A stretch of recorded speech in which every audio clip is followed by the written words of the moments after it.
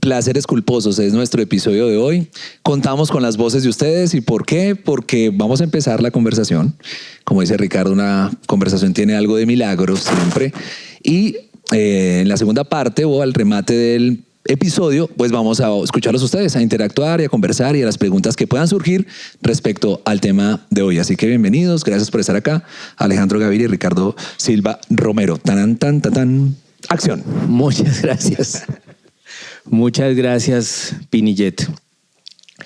Bueno, Alejandro, hemos estado hablando de este tema hace mucho tiempo, dándole vueltas a ver en qué momento podremos desarrollarlo. Es un tema muy hondo, muy grave, que son los placeres culposos. Y a riesgo de sonar creído, yo debo decir que con Carolina, mi esposa, nos encontramos esta mañana con Darío Jaramillo, el poeta, a riesgo de sonar a que estoy lanzando un nombre que me avale. Y le conté que íbamos a hablar de esto. Y entonces él me dijo, los placeres culposos dependen de con quién esté uno. Es decir, a mí, por ejemplo, voy a decir un primer placer culposo, siempre me ha gustado un dúo de vascos musical, un dúo musical que se llama Sergio y Estíbaliz. Y es una cosa que daría mucha vergüenza reconocer en un contexto intelectual. Como cuando uno, ya lo hemos hablado, entraba a una tienda de discos de gente sofisticadísima que solo vende Led Zeppelin y Yes y Jethro Tull, y entra uno y pide Phil Collins, que la gente lo mira con rabia y con decepción humana. Ese es el primer placer culposo que yo pienso. Ese es un grupo de vascos, pregúntenme lo que quieran sobre Sergio y Estíbaliz, que además tiene que ver con ese otro grupo que se llama Mocedades. Es una cantidad de gente vasca que en un momento sigue cayendo bajo. Sigo cayendo bajo. Había un éxito ochentero que se llamaba Cantinero de Cuba, que fue un gran hit. Mire cómo la gente cómo el prestigio empieza a caer poco a poco. Es el problema de reconocer los placeres culposos en contextos equivocados, me decía Darío Jaramillo. En cambio, si uno va a un contexto futbolero a hablar de cosas intelectuales, pues lo agarran a calvazos, como se decía. Ese sería mi punto de partida. Es un dúo que yo puedo defender con honor, digamos, ya lo solté, ya no hay nada que hacer y lo voy a defender, pues. ¿Tiene LP, CDs? Tengo CDs. En un momento dado traté de ocultarlo porque sabía que no, es que realmente Sergio y Estíbaliz era un dúo que salía en el show de Jimmy o en los conciertos de Jorge Barón. Es decir, de verdad en un contexto intelectual, en la Facultad de Literatura, por ejemplo, sería la muerte reconocerlo. Tengo CDs, tengo cassettes, no tengo mucho más porque no les iba muy bien a ellos.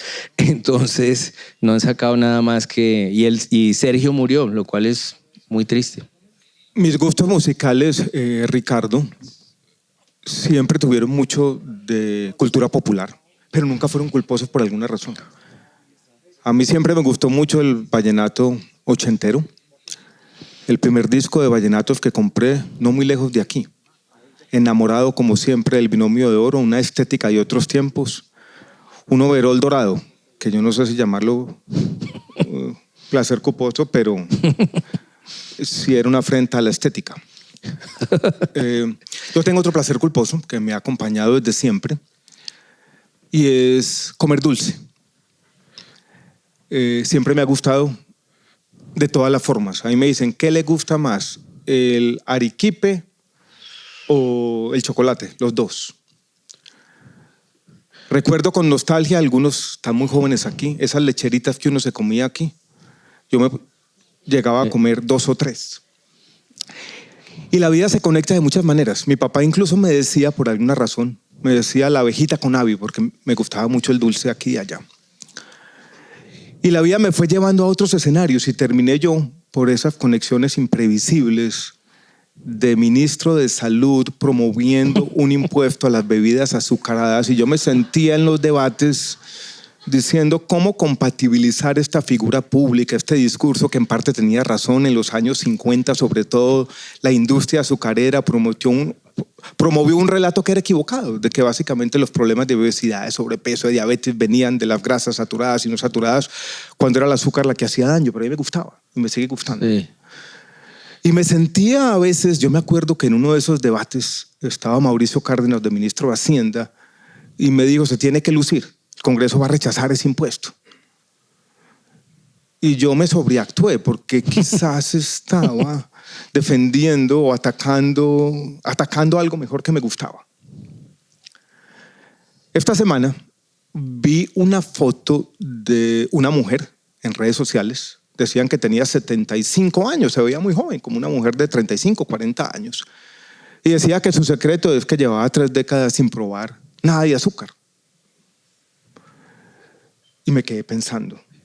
Yo dije, ¿será eso bueno o no? ¿Desde cuándo el objetivo de la vida es maximizar su duración?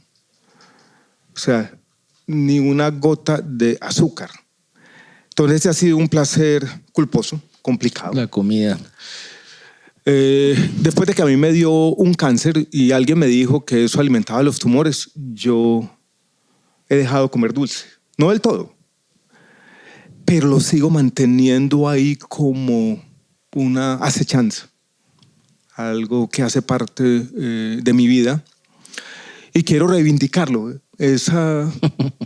Hoy tenemos estos influencers por todos lados imponiéndonos unos estilos de vida que en el fondo nos alejan de uno de los principales temas que debería ser esta conversación, y es que el placer, ciertas formas de hedonismo, cosas que le gustan a uno, pues tal vez moderación, pero no abandonarlas completamente.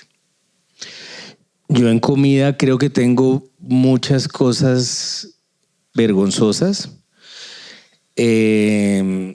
Nunca me he restringido el picante. Yo trabajo con Carolina, mi esposa, en la misma oficina. Como un par de oficinistas, tenemos cada uno su cubículo en la casa, ¿no? Y trato de que no se dé cuenta de que me como de pronto una galleta. Ella se da cuenta inmediatamente. Pero ese no. ¿Qué tipo de galleta? Hay unas muy buenas que se llaman Janutas. Me da pena porque estamos en ley de garantías y Januta pues no es candidata a nada, pero da vergüenza decir marcas exactas, pero las voy a decir. Tengo una cosa, un placer culposo de comida que les recomiendo, que son las papas Margarita Barbecue con salsa de tomate. Es una cosa increíble que yo creo que todos deben intentar alguna vez, y es vergonzoso. Hacer eso no está bien. En algún momento comía crispetas con ají. Mire la reacción. Es que esto es un acto de valentía, confesar todo esto. Y hay una cosa que... Eso en lugar de placer culposo parece una penitencia. Una porquería, es esa vaina. Sí, que estuviera... Pero hay otro que es sobre todo de mi hermano y él me lo enseñó, y eso es culpa de él ya en el terreno de las comidas bárbaras, que es la pizza hawaiana, que ya de por sí yo no sé por qué, luego de los 80s, en donde todo el mundo era orgulloso consumidor de pizza hawaiana, a la gente le empezó a dar vergüenza reconocer eso, como si fuera Sergio y Estíbaliz, digamos. Y entonces ya nadie come pizza hawaiana, todo el mundo se sofisticó, pero mi hermano le agregaba anchoas, lo cual mire lo que produce esto con toda razón, pero es bueno. Yo les lo reto también a estas porquerías, pero teniendo en cuenta que son malas para la salud, como se ha dicho anteriormente. Pero tampoco el objetivo de la vida es maximizar su duración. Sí. Yo tuve una conversación con mi papá, que murió en el año 2019. Aquí en Medellín, un diciembre, hace 4 o 5 años. Estábamos, sí, un 24 de diciembre, 23 de diciembre, comiendo pendejadas. Y yo le dije a mi papá, pues cuídate un poquito. Sí. Y él me dijo una cosa que me ha rondado la mente desde entonces. Me dijo, esos años por allá del 83, 84 años para adelante, te los regalo. De los 83 para adelante. Sí, me dijo, te los regalo. Yo sufría mucho con el peor placer culposo de la vida, que es fumar. En el caso de mi papá, que fumaba y fumaba, y ese sí que no se restringía ni una comida. Eso sí, yo creo que yo comparado con él soy un ejemplo. Él comía y comía barbaridades sin problema. ¿Y Yo no tu sé si papá era otra fumó hasta el generación. final de la vida? Fumó hasta el final de la vida. Le costó mucho dejarlo. Trató un par de veces, pero era superior a sus fuerzas. Papá también fumó mucho, 2 o 3 cajetillas al día, pero lo dejó 10 años, poquito antes de morirse. ¿Lo dejó? Sí, lo dejó. Y yo crecí con eso, con ceniceros llenos de cigarrillos, con humo. Y no me he fumado un cigarrillo en mi vida. Me generó una repulsión.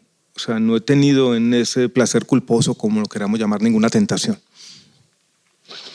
Entre las cosas de la cultura, sí que hay placeres culposos justamente por el contexto del que hablaba Darío Jaramillo. Porque en el mundo de la cultura, como lo hemos hablado antes, hay una cantidad de vigilantes y una cantidad de papas que le dicen a uno qué es lo bueno, qué es lo malo, qué es lo que se debe leer, qué es lo que no se debe leer. Lo agarran a uno leyendo, no sé, en mi caso sería Los astronautas de Yahvé de JJ Benítez, y se acaba cualquier buen nombre que quede. Y en el caso de los cinéfilos, por ejemplo, los cinéfilos tenemos un umbral del dolor muy alto y nos gustan mucho las porquerías. Es más difícil encontrar placeres culposos porque verlo todo como devorándolo, ver películas de terror viejas y malas es un placer para los cinéfilos. Ahí el placer culposo se nota menos. Pero yo ahí sí tengo un gran placer culposo en la vida que cuando lo vi cuando era niño me pareció extraordinaria película, y es una película de ciencia ficción que se llama El Pato Howard. No la he visto. ¿Alguien la ha visto? ¿Alguien vio El Pato Howard? No. A mí me pareció genial, una obra Un maestra. placer culposo de Ricardo, pero solitario porque nadie ha visto. No, pero ahí hay película, dos, ¿no? ahí hay dos. ¿Buena? Hoy en día debe ser muy mala, yo creo. Pero además es que tenía un problema, y es que el pato se enamoraba de una mujer y la mujer se enamoraba del pato, y ahí todo entraba en un terreno muy cenagoso, digamos, para no... Zoofilia. Un poco zoofílico, digamos. Lo cual, y era para todos la película. Era un poco zoofílica. Yo tengo una pregunta, Ricardo, porque de alguna manera tu contacto con el mundo de la cultura ha sido más permanente. Y en ese mundo hay unas normas sociales, en ese mundo, como lo hemos dicho en otra ocasión, hay unas jerarquías. En ese mundo hay muchos policías Sí. del buen gusto, Sí. o de lo que ellos consideran el buen gusto. Cuando tú hablas de estos placeres culposos, o sea, ¿te gustan películas o libros o autores o música que están por debajo de esos estándares de esa policía cultural, de esa policía de la alta cultura? ¿Tu actitud es esconderlo o más bien ser desafiante con ellos? Y así como uno puede decir, me gusta la pizza hawaiana con anchoas, ¿y qué? ¿Es posible decirle a los sacerdotes de la alta cultura, a mí me gusta el pato Howard, sin Howard, duda. ¿y qué? Yo creo que sí, hay que hacerlo. ¿Tú qué piensas? Porque una ¿Qué vas cosa a buena de decir? los placeres culposos es decir, coman mierda. Sí, claro, claro. Sí, sería la gracia, ¿no? Sería el destino de los placeres culposos ser exhibidos. Exacto. Yo creo que sí.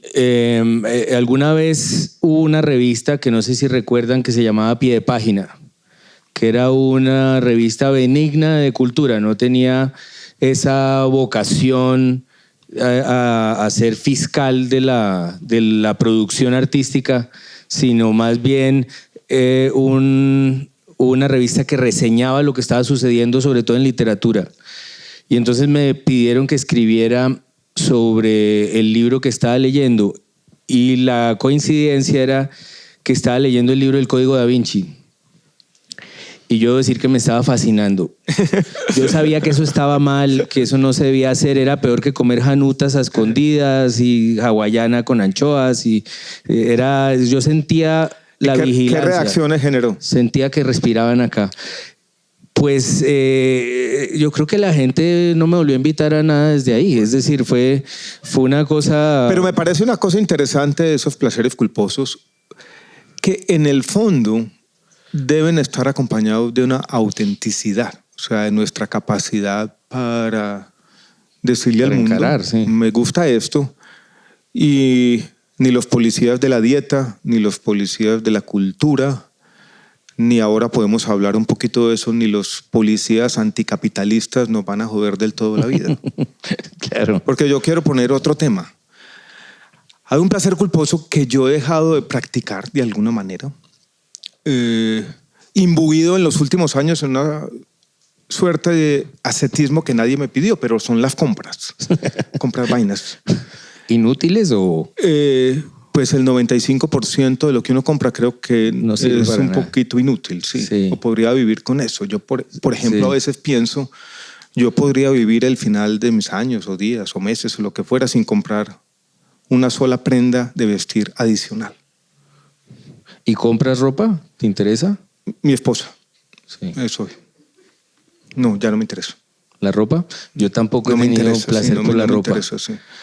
Pero sí he tenido placer de las compras, pero sobre todo de la experiencia del centro comercial. Para mí es, yo no sé si porque crecí con gente que iba a clubes sociales y me parecía antipático el club social como concepto y como lugar.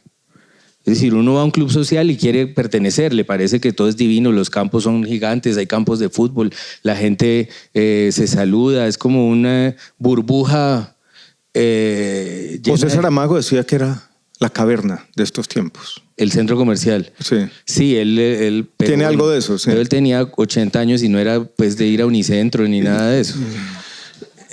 Pero yo crecí ahí en los 80, Unicentro, bueno, todos esos sitios eran una especie de club social en el que cabía todo el mundo. Ahí no había, la gente no tenía que conocerse, ni ser prima, ni amigos de barrio, ni... Sí, no había una cosa de clase social ahí, sino un grupo libre. Y Pero ese para ser culposo de ir a centros comerciales me parece interesante. A mí me pasó lo siguiente. Creo que por la pandemia, incluso de antes de la pandemia, yo dejé ir a centros comerciales y creo que pasaron 3 o 4 años. O fui muy esporádicamente, así, entrada por salida. Y un día, después de estar desempleado en estos meses, salí a almorzar con mi esposa y entramos a un centro comercial. Y se me había olvidado cómo eran de chévere los centros comerciales. Son ¿no? Un buenísimos, deslumbramiento, había cosas aquí, allá. Creo que no compramos mucho. Pero reviví ese placer culposo que había abandonado por mis escrúpulos que no sé de dónde salieron. porque además yo creo que uno se siente solo en este momento, pero yo creo que ustedes nos acompañarán, por ejemplo, en la idea de que uno empieza a dominar centros comerciales, saber dónde queda todo. Hay una especie de cultura del centro comercial y de gente de centro comercial que es, para mi modo de ser, es infinitamente mejor que la gente de club social. La brújula de los centros comerciales de Ricardo Silva, el escritor colombiano que come pizza hawaiana con porquerías. anchoas y ahora adora el código da Vinci y acaba de acabar con cualquier prestigio que Se tenía. acabó. No, el prestigio se acabó, eso sí, sin duda. Sí. En todo caso, con respecto a las compras, me ha parecido siempre un elemento, yo no sé si es antropológico, que tenemos los seres humanos en nuestro cerebro. Uno le gusta una vaina, una camisa, un reloj, unos tenis, los compra y dejan de gustarle. Ya quiere otra cosa. Como una insatisfacción muy antropológica. Alguien diría, no, son las necesidades artificiales que nos crea el capitalismo y algo de verdad puede ser con eso, pero yo creo que hay algo incluso más profundo, que es nuestra relación con las cosas, que es compleja. Y yo creo que el capitalismo sí ha descubierto ese lado flaco. Que se le caer. Sí, porque uno tiene una cosa, la quiere, la tiene, y ya no la quiere tanto, entonces quiere otra. Sí. Y yo me he vuelto más consciente de eso. Y he desarrollado unas reglas de ascetismo. Por ejemplo, yo no cambio los tenis, sino cada 2 años largos. No soy capaz de comprar otros si no han pasado 2 años. O no cambio el celular hasta que no se me daña, que son más de 2 años. O el Sí, yo computador, también, que ya yo está por ahí lleno de virus, porque eso se va degradando Sí. y hay una obsolescencia programada en esas vainas, 4 años. Tengo Por lo como menos. esas... Sí, Sí, no, a mí man. también me duran los objetos y las compras. Y entonces yo creo que uno desarrolla un talento extra que solo se desarrolla en los centros comerciales y que fue muy maltratado durante muchos años hasta el punto en que le pusieron apodo y es el talento de la familia Miranda, que es la gente que va a los centros comerciales como ir a un museo.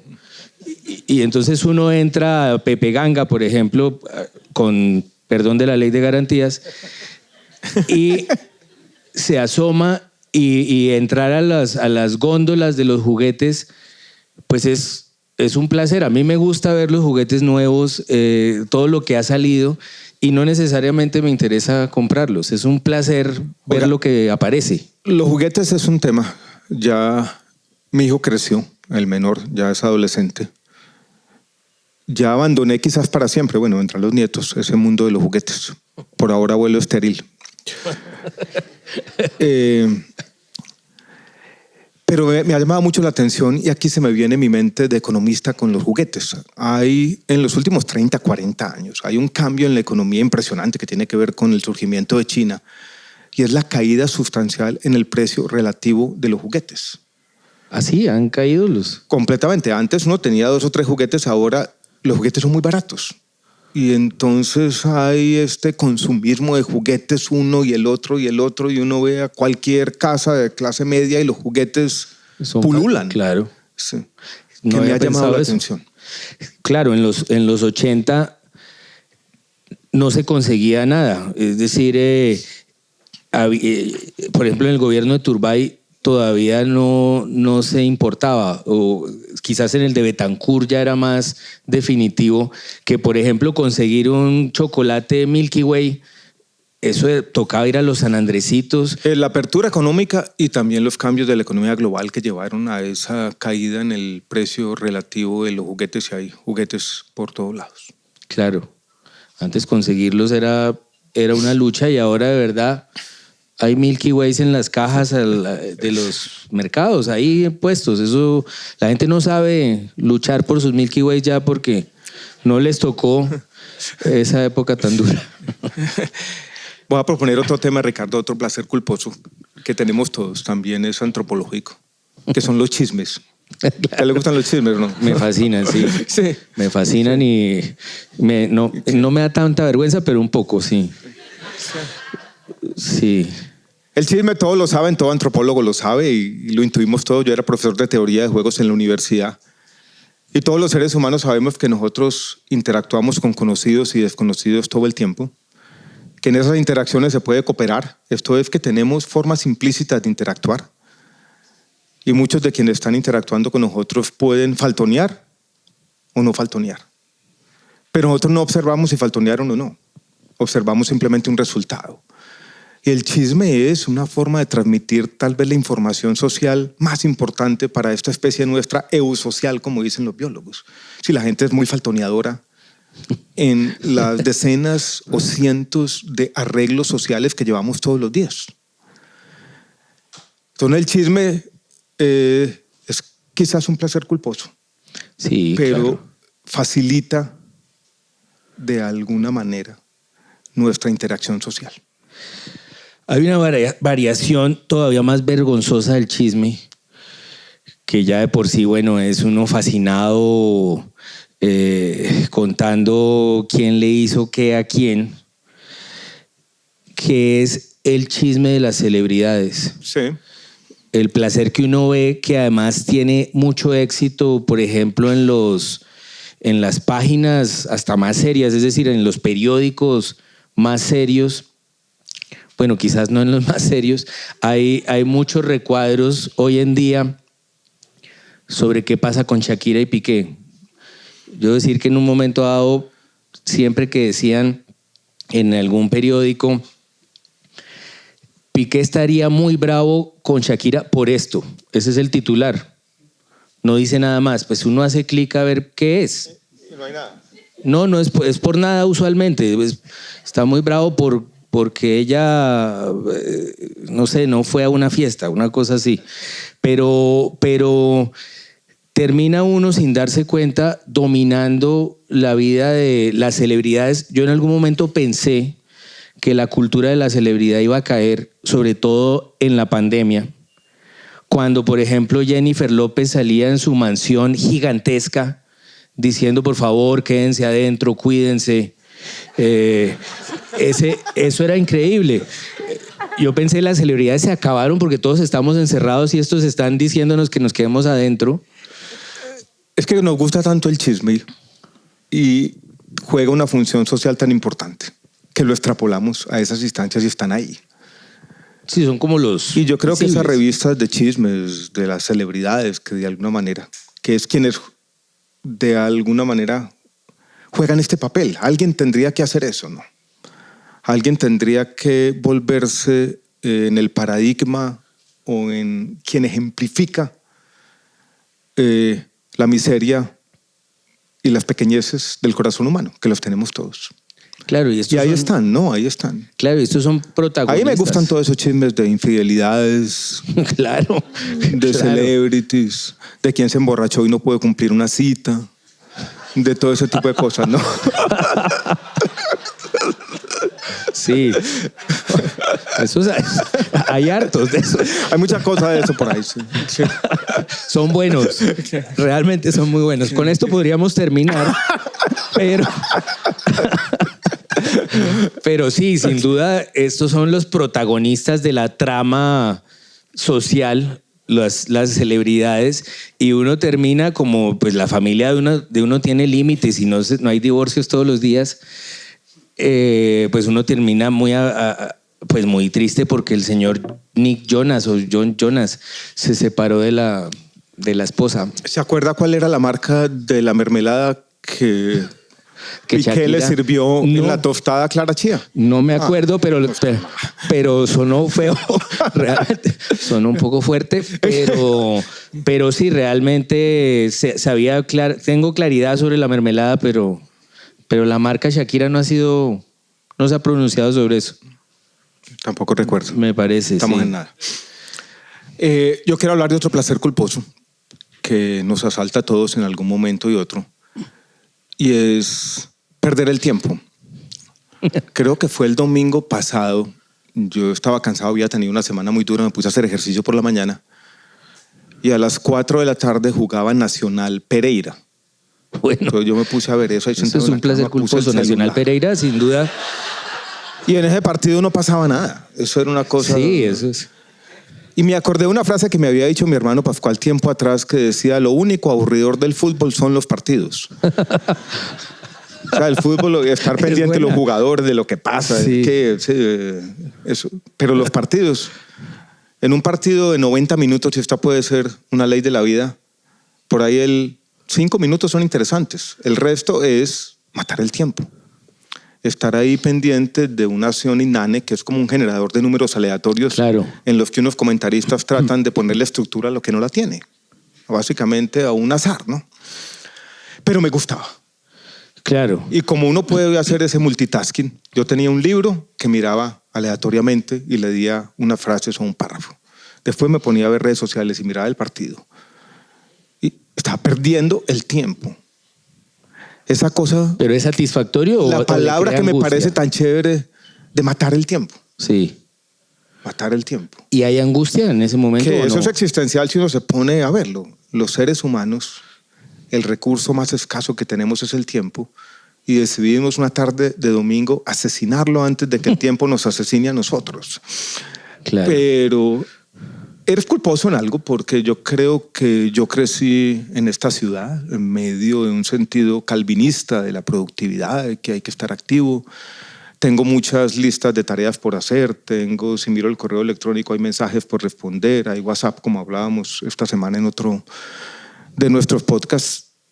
Pero yo creo que uno de los temas de los placeres culposos es aprender de manera inteligente a lidiar con el super yo. A decirle: señor, tranquilo, no me voy a dejar joder de la mala conciencia hoy. Y entonces disfruté matar el tiempo. El partido muy aburridor. Sí, es que estaba pensando que en el fútbol sí puede haber vagos. Es decir, gente que camine. A mí, mi jugador favorito, o sea, no voy a criticarlo con lo que voy a decir, es el pibe Valderrama. Pero él sí podía caminar de cada partido de 90 minutos, podía caminar media hora, por ahí. En cambio, en un partido de básquet es imposible. Que el Que haya un pibe vago. Valderrama caminaba de 90 minutos, media hora. No, caminaba de 90 minutos, 80 minutos. Lo que pasa es que le rendía porque los 10 tenía minutos la que cabeza jugaba. bien puesta. Sí. Era su jugador perfecto. El pibe en básquet no prosperaría. En básquet sí son 5 tipos que tienen que estar corriendo todo. Esos son más calvinistas. Pero estamos Sin hablando duda. de todo. Una de las cosas que me gusta del fútbol, primero, que es más impredecible. No Sí. siempre un equipo bueno prevalece sobre un equipo malo. Puede darse un conjunto de circunstancias donde pase lo contrario. Eso en básquet no pasa con mucha... No pasa. Y en el fútbol, la fortaleza física solamente no es suficiente. Messi no es un tipo con una gran fortaleza física, todo lo contrario. No. Y eso me gusta del fútbol, que hay un conjunto de habilidades más indefinible, más de coordinación, de cierta intuición fundamental, de cierta coordinación. Eso es chévere. Es muy chévere, sí. El fútbol es perfecto, es una Para matar forma el tiempo. perfecta de no hacer nada. Sí. No hacer nada. Es increíble.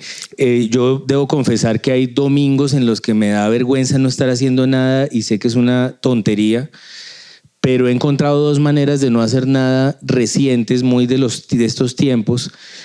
Y una es una aplicación, un jueguito que es una especie de Tetris combinado con Sudoku, que se llama Blokudoku. Hay momentos en que... Fin de la carrera de escritor Se de acabó. Ricardo Silva. Descubrir Y debo decir además que llegan... baila completamente, ¿no? No, llegan mis hijos y dicen cosas tan vergonzosas como: te dejamos jugando ese juego, llegamos y sigues jugando ese juego. Ya hay como rechazo no solo de la sociedad, sino de la familia. Y empieza a ser vergonzosa. Y otra manera de no hacer nada que he encontrado, yo creo que ojalá aquí la gente me apoye. Yo he visto mucho silencio con todo lo que yo he dicho, con la hawaiana, con Sergio y Estíbaliz. Pero este es un nuevo método de no hacer nada, que es pasar afiches, por ejemplo, en Netflix. Y no escoger nada. No prosperar jamás, decir, bueno, ahora voy a ver las comedias. Nada. ¿Y qué pasa? Uno se queda dormido eventualmente. Pero ¿cómo así? No entendí. Pasar a ver... No, pasar a ver qué hay de bueno, qué hay nuevo, qué tienen en Netflix. Eso siempre es un reguero ¿Y de empezar cosas. a ver algo o simplemente Nunca, no ver nada. Ver afiches como pasando por ahí. Hasta que uno se va durmiendo poco a poco, ha perdido su vida por completo. El lector del Código de Da Vinci confiesa una nueva aberración. El Código Da Vinci está en Netflix, por si acaso. O sea, no es tan buena como la novela, la película. Pero sí, ese es un nuevo método de hipnotizarse a uno mismo hasta dormirse. Y es otro modo de no hacer nada muy hábil. Yo, Ricardo, y algunos de quienes aquí que me conocen saben que yo he tenido problemas de sueño. Vienen algunos meses, se van, pero es una especie de ansiedad que se mantiene de forma más o menos permanente. Cuando estoy durmiendo bien, en todo caso tengo miedo de dejar de hacerlo. Eso hace que no me guste madrugar. Y un placer culposo que yo tengo es poder dormir un poco más, sobre todo los días de semana. Nunca nadie me lo dijo, pero yo siempre consideré que era de alguna manera un pecado mortal. Un hombre, sobre todo hombre, mayor de 25, 30 años, en pijama después de las 8 de la mañana en la casa un día de semana. Sí, es vergonzoso. Entonces me parece vergonzoso, Sí, ¿no? sí. Entonces levantarse a las 7:55, salir a tomarse un café, mirar el reloj, son las 8:01 de la mañana y estoy todavía en pijama de la casa el lunes. Muy complicado, pero es un placer Sí. culposo. Y tiene mucho que ver con la vida del escritor. Usualmente el escritor está en pijama mirando por la ventana. Poco más puede pasar. Y es un... Pero Ricardo, para sentarte al escritorio a trabajar, a escribir en este caso, Sí. no te bañas No, yo me baño. Bueno. Yo me baño. ¿Cuántas veces a la semana? No, yo me baño, me toca todos los días, cosa que no es justa, porque tenemos hijos chiquitos que se van al colegio. Y esto es, que solo pasa en este país, esto es levantarse a las 4:50 de la mañana. Pero para yo que cuando estén a hacía tiempo. eso ya no lo hago. Ya no lo necesito hacer. Ya No, crecieron los porque hijos. están grandes. Yo me ponía el blue jean después se de baña. haberme quitado la pijama. No, yo salí adelante. Yo me ¿Se baño. baña? Sí, no sé por qué ahora lo estoy pensando y estoy reevaluando mi vida en este momento, porque mi placer culposo era el contrario. Antes de tener hijos, sí era trasnochar mucho. Había como un placer. Hay un momento en que todo se calla y yo encuentro placer en ese silencio. Y ahora, claro, ahora es culposo porque sé que cada minuto que pasa me cuesta más a la hora de la levantada. Pero sigue siendo para mí un placer trasnochar. Yo cuando sé que tengo que trabajar, incluso me pasa esto en mi vida anterior de funcionario, por ejemplo, me pasaba que yo tenía que dar entrevistas en la radio muy temprano. Algo había pasado, un escándalo de esos de un día que se olvida al día siguiente, que se olvida al día siguiente y después viene otro. Y nosotros hacíamos una especie de agenda con los medios de comunicación. Entonces, estas 6 emisoras la van a entrevistar y la primera iba a llamar a las 5:15, 5:20 de la mañana. Y yo no era capaz de recibir esa llamada en pijama, por alguna razón. O sea, era como decía, ya estoy trabajando, el señor se me baña, Sí, claro. y se viste y se afeita. Afeitado. Sentía que si yo la iba a dar en pijama, como que eso se iba a notar. No sé Iban a por qué. oírlo. Sí, Claro. y como eso duraba tanto, entonces una emisora y la otra media hora, y eso empezaba a las 5:15, pero podía terminar a las 8:30. Claro. Y descubrirme en pijama a las 8:30 y la oficina ya esperándome no era capaz. Entonces Claro. sabía que empezaba a las 5:15, eso implicaba levantarse 4:45, bañarse, tomarse un café y estar listo a hacer lo que me gustaba llamar un guerrero feliz. Bueno, Claro. pregunten pues a ver qué pasa aquí. Claro. Y pregunten ahora, yo creo que hemos llegado... Pregunten ahora, sí. Sí, hemos llegado a un punto muy alto. Bueno, entonces, preguntas. A ver, sí, perfecto, listo. Placeres culposos, bueno, aquí todos se bañan todos los días, supongo, ¿no? No hay necesidad. Cambio climático, sostenibilidad. Bueno, por acá, preguntas, placeres y lo que nos quieran compartir. Gracias por estar en este episodio. ¿Cómo es tu nombre, man? Mark, bienvenido. Bueno, buenas tardes. Gracias, Alejandro, Ricardo. Los escucho. Estoy ansioso de que salga el próximo episodio. Estoy feliz de haberlos escuchado aquí presencialmente. Mi pregunta es más seria. Creo que la conversación se puso un poco jocosa. Pero recuerdo al principio, cuando Alejandro hablaba de una vida larga, ¿cierto? De que el propósito de la vida tal vez no es maximizar o extender su duración, ¿cierto? Pero también pienso que está la enfermedad, la decrepitud, la muerte. Usted ha hablado de eso, ¿cierto? Entonces, ¿cómo equilibran ustedes los placeres culposos con estos factores de la vida, ¿cierto? Porque llega la enfermedad, llega el sufrimiento. Usted también lo experimentó. Entonces, no sé, ¿cómo comer ese azúcar? ¿Cómo comerse esa lecherita sin pensar que me va a salir un tumor? Porque a mí me pasa, ¿cierto? Y que me voy a enfermar y que voy a pasarla mal. Esa es mi pregunta. ¿Cómo de alguna manera hacer compatible esto que estamos conversando? Tal vez yo diría ya seriamente que esta conversación jocosa sobre ciertos ámbitos de la vida, cierta defensa del hedonismo, que era lo que estábamos tratando de hacer, de ciertas cosas que naturalmente nos deberían gustar, pero que hay un conjunto de normas sociales y de cosas que nos fuimos creando artificialmente que creemos que tenemos que obedecer, algunas con sentido, otras sin mucho sentido.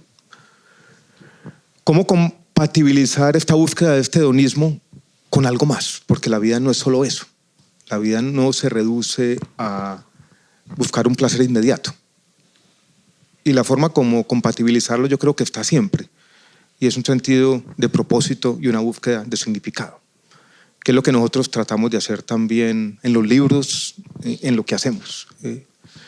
Y yo creo que esa combinación es la combinación de la vida. Y esa búsqueda de propósito, esa búsqueda de significado, ese tomarse en serio la vida, que yo creo que también a todos nos gusta, creo que lo que tal vez estábamos tratando de decir implícitamente es no hacerla incompatible con esto otro, con ese hedonismo que nos tiene que acompañar. Yo leí alguna vez, y creo que está en el libro El otro fin del mundo es posible, un prólogo muy bonito que escribió Margaret Atwood sobre Un mundo feliz de Aldous Huxley. Esa novela que algunos han leído, Un mundo feliz, es una novela conservadora, porque en el fondo es la denuncia de cierto hedonismo sin alma, de cómo el ser humano, si se dedica a eso nomás, pierde su esencia. Y eso es deshumanizante, el hedonismo solo. Pero decía Margaret Atwood, queremos eso también. Cuando nos imaginamos el paraíso, también lo pensamos como las buenas comidas, los placeres. Pero esa vida sola no es suficiente y tenemos que buscar la otra. Y ese equilibrio, ¿cómo se logra? Nadie lo sabe. Todos lo tenemos que ir descubriendo y vamos cambiando de opinión aquí y allá. Pero yo creo que eso es una forma como de darle a esta conversación un contexto general.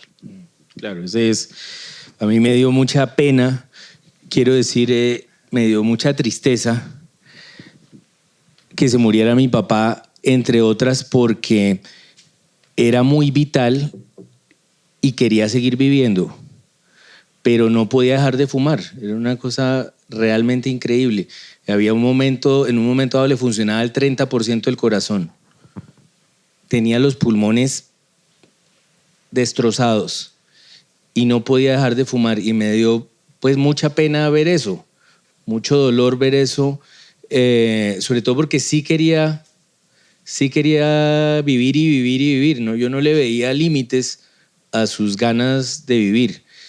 Y yo creo que eso es lo que estamos defendiendo en la conversación, es esas ganas de vivir y esa autenticidad, es decir, esa capacidad de reconocer lo que a uno le gusta, defender lo que a uno le gusta, no avergonzarse por lo que a uno le gusta, no concederle a nadie la autoridad de censurarle ni el código Da Vinci ni ver juguetes en Pepe Ganga, como actos prácticamente de resistencia, de defensa, de vivir como uno quiere vivir.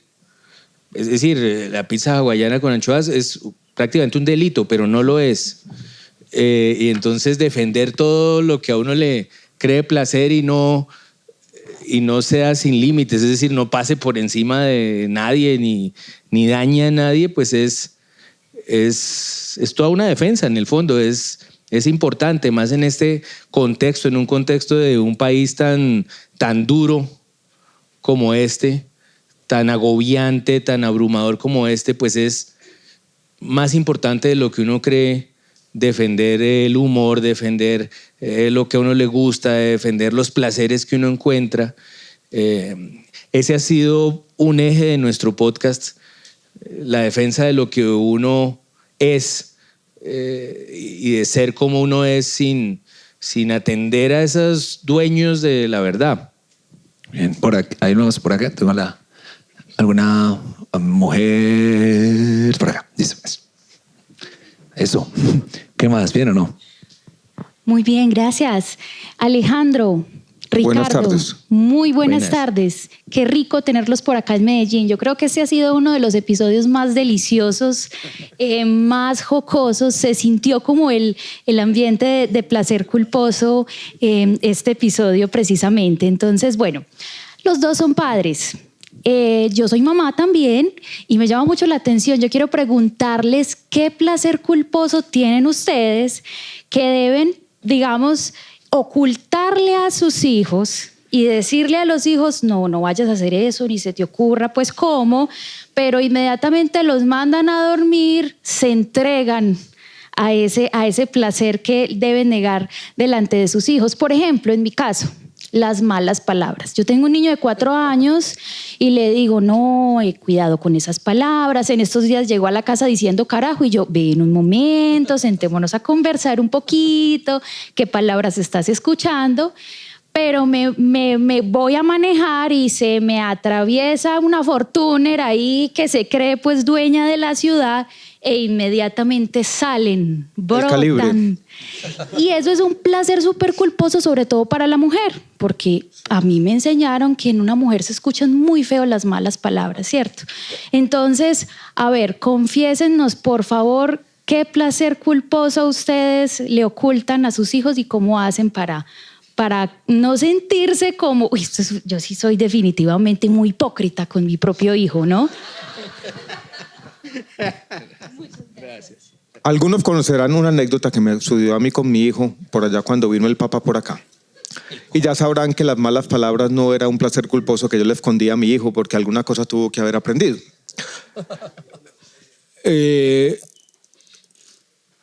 Con mi hijo nosotros tenemos un problema con el celular, de mantenerse pegado al celular.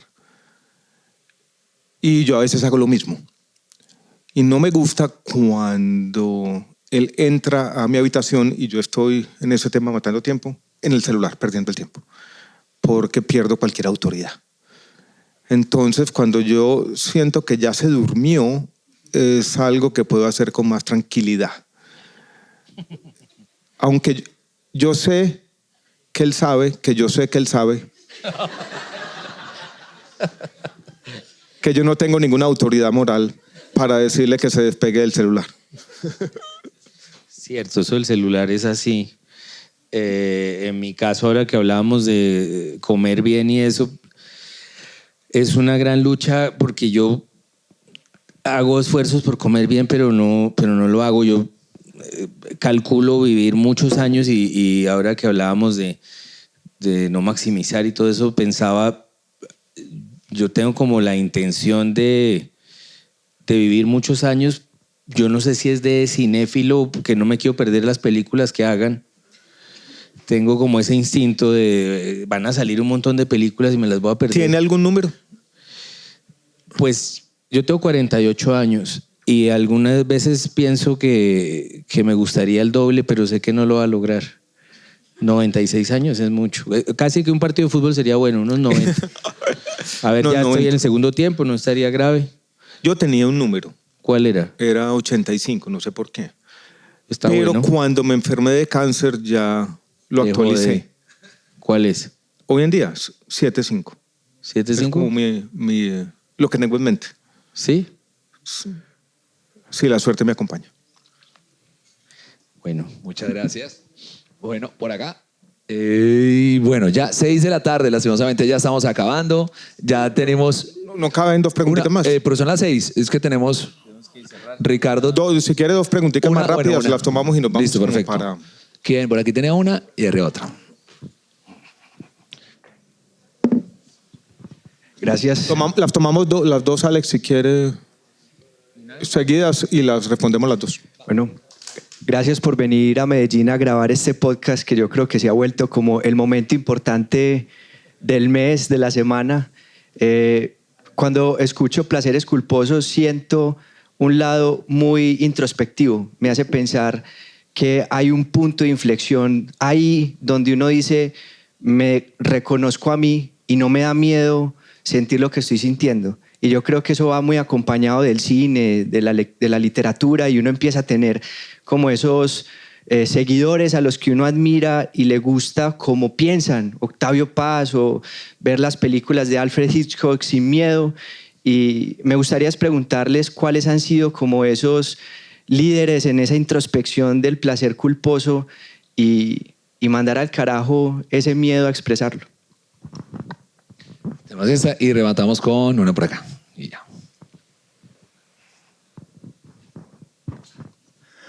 Gracias por venir. Re fan del podcast. Les quería preguntar, teniendo en cuenta ya que se abrieron en cuanto a sus placeres culposos, siempre es normal buscar también los de los demás y me gustaría saber qué placeres culposos ustedes recriminan en los demás.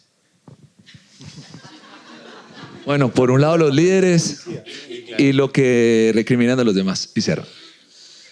No, mire, yo creo que yo crucé un umbral cuando vi que mi hija se enganchaba al reality de los Montaner. Y yo realmente no podía ser más grave para mí esa situación. Y empezó a verlo y a verlo y me fui enganchando. Y yo ya sé quién es Mau y Ricky, sé una cantidad de cosas. Pregúntenme sobre los Montaner. Entonces, realmente lo que decíamos era cómo es de aburridor que haya vigilantes y sensores de lo que uno le gusta. Yo creo que yo fui comentarista de cine muchos años y aprendí a no pedirle a una comedia gringa boba que fuera una película de Bergman. Aprendí a ver qué prometían las películas y si lo cumplían. Pues reality, los Montaner no está engañando a nadie, el que se metió ahí pues de malas. Y eso es lo que a mí sí es la única vigilancia que yo trataba de tener como comentarista, era si una película prometía hacer tal cosa y no la hacía, más que a todas juzgarlas con un mismo rasero, con un mismo parámetro. Entonces no miraría de reojo a la gente, ni siquiera a la que le guste. Iba a decir Chayanne, pero Chayanne me parece buen tipo.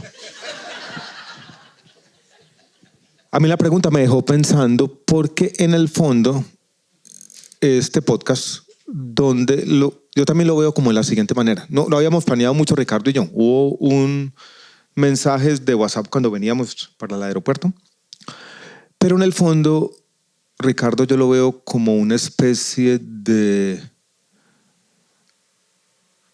como exhibicionismo de libertad, que queremos ser libres y todo ese conjunto de sacerdotes, de los endocrinólogos, de los de la cultura, del Papa que dice que el chisme es un pecado, no les vamos a hacer mucho caso. Pero también nos podemos convertir en policías. O sea, es mucho más difícil no caer en eso que hacer lo que estamos haciendo, que es un poco fácil, decir, mire, yo soy libre y de alguna manera voy a defender esos placeres culposos y voy a reivindicar mis formas de hedonismo, impórtele o no le importe al mundo. Y la pregunta me hizo pensar que a veces con mis hijos yo soy incoherente. O incluso con mi esposa cuando le digo, bueno, no mire tanto Twitter, cuando yo estoy haciendo lo mismo. Pero es una buena pregunta por eso, porque nos llama la atención de que todos en nuestras interacciones sociales podemos volvernos en policías. La primera pregunta era como interesante. ¿Qué autor de alguna manera nos permitió habitar este mundo con esa misma libertad? Como que nos enseñó, mire, uno puede ser libre y decir lo que piensa. Yo no sé, Ricardo, si tú tienes uno en particular. Yo le aprendí mucho por allá hace 15, 20 años, más por la forma que por el fondo, por cierto desenfado y cierto desparpajo y cierta...